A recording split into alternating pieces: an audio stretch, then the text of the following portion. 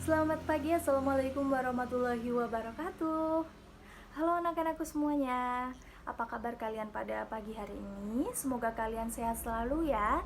Dan jangan lupa untuk tetap terus jaga kesehatan dan patuhi protokol kesehatan pemerintah yang berlaku ya. Sebelumnya izinkan ibu untuk memperkenalkan diri terlebih dahulu. Perkenalkan, nama saya Lu'lu'atul Madia. Saya merupakan salah satu mahasiswa program studi pendidikan bahasa dan sastra Indonesia Universitas PGRI Semarang yang melakukan magang 3 di SMA Negeri 2 Rembang. Untuk memulai pembelajaran pada pagi hari ini, alangkah lebih baiknya kita berdoa terlebih dahulu menurut agama dan keyakinannya masing-masing ya. Berdoa menurut agama dan keyakinan masing-masing, disilakan. Berdoa selesai, terima kasih. Semoga kegiatan pembelajaran kita pada hari ini diberikan kelancaran ya, amin. Nah, anak-anakku semuanya, jangan lupa untuk mengisi presensi yang sudah ibu berikan dan sudah ibu upload di Google Classroom. Dan jangan lupa untuk memperhatikan tenggat waktu yang berlaku ya. Nah, teman-teman, kemarin kita sudah belajar mengenai apa sih? Apa? Teks editorial. Iya, benar sekali, teks editorial atau tajuk rencana. Nah, kita kemarin sudah belajar tentang teks editorial mulai dari pengertiannya, kemudian tujuannya, ada fungsinya, kemudian juga ada ciri-cirinya. Kita juga sudah belajar tentang fakta dan opini yang ada di teks editorial, dan sekarang kita akan belajar tentang apa ya? Kira-kira ada yang tahu? Nah, ibu kasih clue deh. Kita hari ini akan belajar tentang bagian-bagian yang menyusun dari teks editorial. Kira-kira dari clue yang sudah ibu berikan itu kita akan belajar apa ya? Iya, benar sekali. Kita akan belajar tentang struktur teks editorial. Nah, kira-kira dari anak-anakku semuanya sudah ada yang membaca atau sudah ada yang mengetahui apa saja sih struktur dari teks editorial? Belum ada. Baiklah, kita akan belajar bersama ya tentang struktur teks editorial. Silahkan disimak baik-baik ya. Jadi anak-anak, struktur teks editorial itu ada 3. Nah, apa saja sih? Jadi, untuk struktur teks editorial yang pertama itu ada pengenalan isu atau tesis. Nah, pengenalan isu atau tesis itu apa sih, Bu? Jadi, pengenalan isu atau tesis itu merupakan bagian pendahuluan dari teks editorial. Nah, bagian ini terletak di awal paragraf dari teks editorial. Biasanya, pengenalan isu atau tesis ini berisikan tentang perkenalan isu apa yang akan dibahas di paragraf selanjutnya dalam teks editorial. Dan isu yang disajikan dalam pengenalan isu atau tesis ini biasanya berupa peristiwa aktual atau peristiwa yang sedang kontroversial dan sedang dibicarakan di halayak atau di masyarakat pada saat ini. Nah, perlu digarisbawahi ya bahwa dalam pengenalan isu atau tesis ini biasanya berisikan tentang adik Simba. Nah, kalian tahu nggak sih apa itu adik Simba? Ada yang tahu? Iya, benar sekali. Jadi adik Simba itu ada A, apa, di mana, si siapa, K kapan, M mengapa, dan B bagaimana. Jadi dalam pengenalan isu itu biasanya membahas secara ringkas yang ada pada berita itu dan mengandung adik Simba tentunya ya. Bisa dipahami? Ya, kita lanjut ya. Nah, setelah dari pengenalan isu atau tesis, kemudian untuk struktur yang kedua apa ya?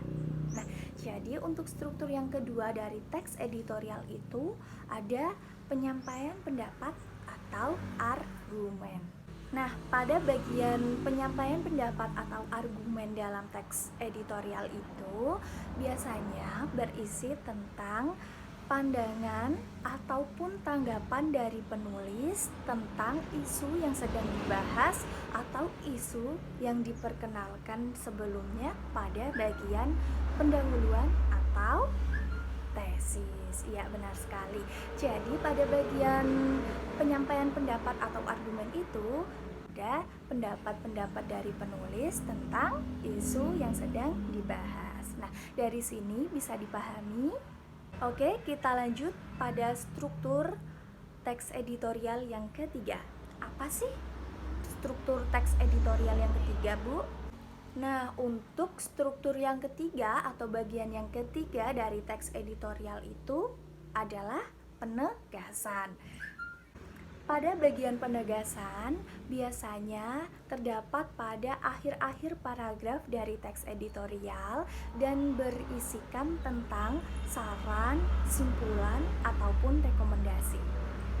Nah, biasanya pada bagian penegasan teks editorial ini terdapat atau terselip sebuah harapan dari penulis agar pihak yang terkait dapat mengatasi permasalahan-permasalahan yang sedang terjadi atau isu yang sedang dibahas tersebut. Nah, Ibu ulangi lagi ya. Jadi, 3 struktur dari teks editorial itu apa saja sih?